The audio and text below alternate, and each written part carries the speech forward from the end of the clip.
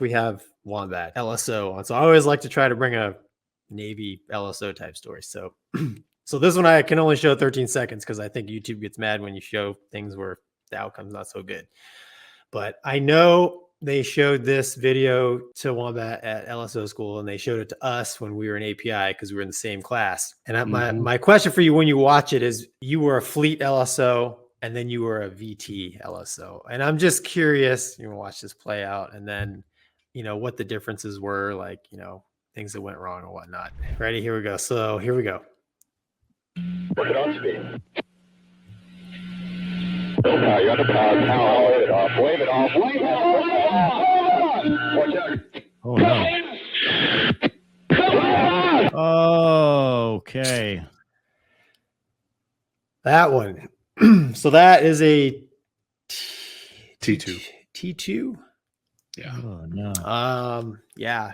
Unfortunately, he didn't make it, and I think there was 4 guys on the ground. And if you find that video on the YouTubes and watch it, you'll see big fireball. You'll see canopies flying as students are trying to get out of their now burning airplanes and pandemonium. So I'm just curious. I mean, I know what happened, but as far as when you became an LSO in the training command, was there differences training? Like, for example, in the fleet, I knew there was like wave off windows, and Sure. I think you guys would use your judgment on like, hey, Gonky's pretty shitty, so we're going to put the wave out window out there a little ways. Sure. Because that was in the LSO NATOPS, actually. It's specifically your name. But I mean, was it, so when you became a VT training command, LSO, and you were getting your quals, was there specifics that came out of maybe this particular incident as far as like getting rid of students like early or what? Yeah, there's a lot of things. And, you know, so when you're a fleet LSO, I've talked about before, it's like a fraternity, you know, you kind of rush it at first, and, you know, and if you start moving your way up, eventually you have to go to LSO school, which I believe at the time was 2 weeks long, which was good. It was a good time. It was a good 2 weeks, and we learned a lot, but you also had a lot of fun in that 2 weeks in Virginia Beach at LSO school. And then, you know, you go back to your fleet, and eventually if you get your wing qual and all that, you can go on and wave at the VTs or the RAG or, you know, FRS, whatever. But then if you go to wave at the training command, the RAG, the VTs, etc., like you have to go back to LSO school. And I remember going back, I was like, all right, like I guess I'll go drink on the beach again for a couple of days. And you know what I mean? Like, really, we have to go back for, like, we're the best of the best. We're the fleet guys. Right. And then that's when all this stuff gets introduced. And it was probably the most humbling and eye-opening differences of a job I've ever done, because, you know, everybody at the fleet, now granted, the conditions are significantly different, right? You and I have both been in some pretty hairy situations with weather and pitching deck and malfunctions and all that, which typically don't happen in the training command because your C state has to be so low and all this crazy stuff. But the X factor is a student, and we were all there. I mean, I remember, you know, Bluto Rich. I still remember it, man. All right, Todd. He's like, meatball lineup, angle of attack. Meatball lineup, angle of attack. That's all I want you to think. Like, when you roll in, call the ball, meatball lineup, angle of attack. Just over as fast as you can. What did I do the first time at T45? I call the ball, and I'm like, holy shit, why am I here? What? Oh my God. Whoa. Are they going to wave off? And I was like, oh, thank God. Oh, yeah. Gee, what am I doing here? Like, there was nothing, like zero, anything that was applied at the field, a month of working at the field, gone. Like, in that instant, gone.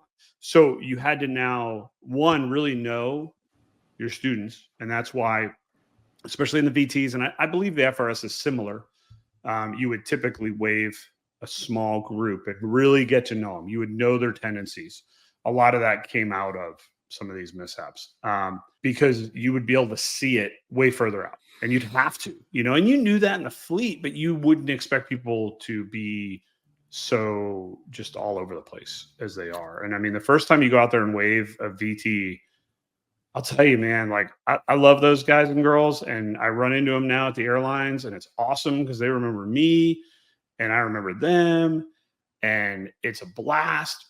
but like, holy hell, some of them really wanted to die, like really, really tried to die. And, you know, you'll tell it from the perspective, because I'll still remember students and I'm like, oh yeah, I remember that time he tried to put it in the old jet shop behind the ship. And they're like, really? I don't recall that. And I'm like, you don't recall the screaming wave offs? And they're like, no.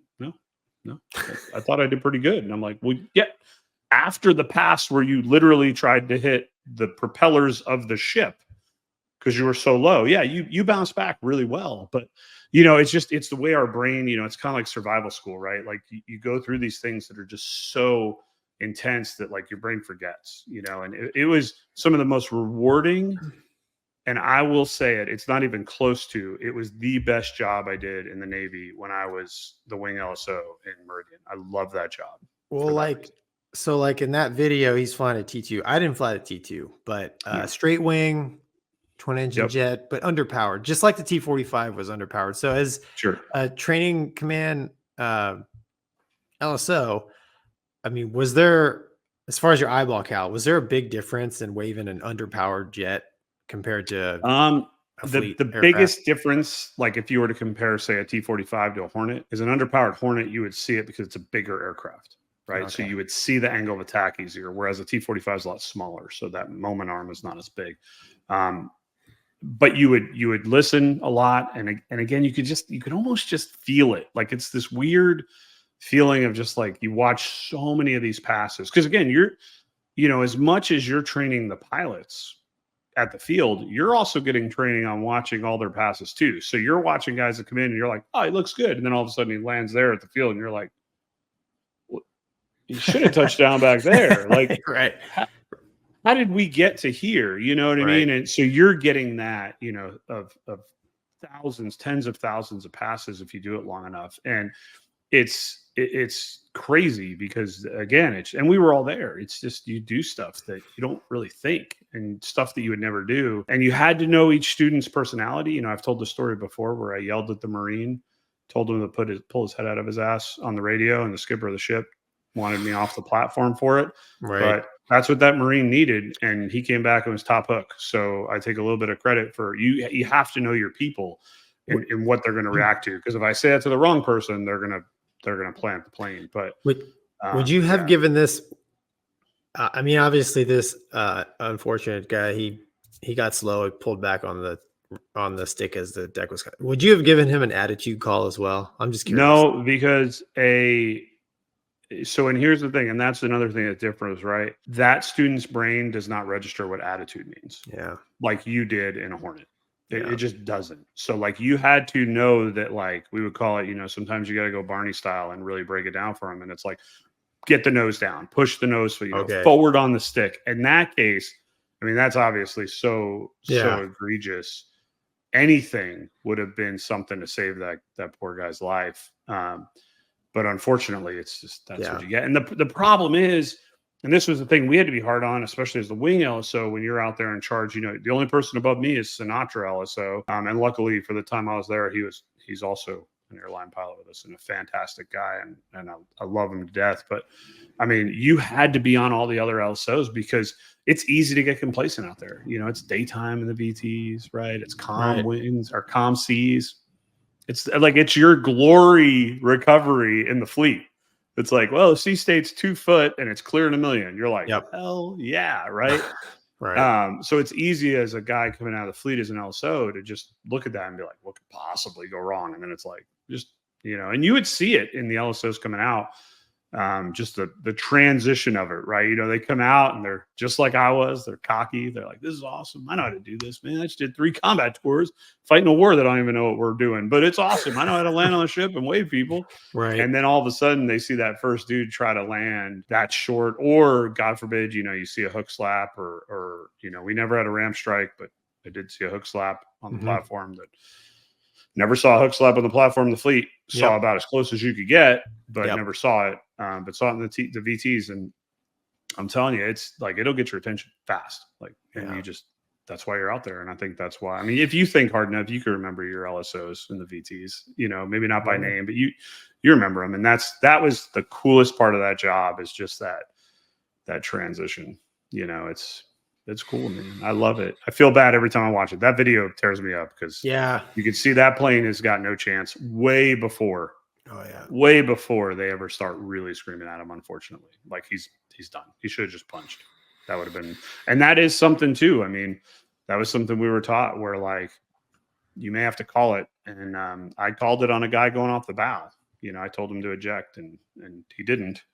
Luckily, the other 8 students in the pattern also didn't eject, because that's the other factor you have is somebody starts screaming eject on the radio. Ooh, all of a sudden canopies start going, and you've Yeah. got 8 new drones, orange and white, like dude. so it's, but I mean this kid went off the bow and with the stick full aft, Yeah. stalled. I mean, right off the bow, I looked over. I remember you telling me that happened did to the be Cobra. looking forward. Oh, did the Cobra? I mean, dude, he'd give Tom Cruise a run for his money. Like it was, and he did that, and I was like, and we're screaming at him, and I mean, I won't say online how close the rat out showed him, but he almost won, but he flew away. And so it's a lot of it is luck, unfortunately, and I'm still here because of it. So, but. It's a great job. I loved it. I'm so happy I got to do it, man. Like, so happy. It's probably some of the coolest teaching I've ever done in my career.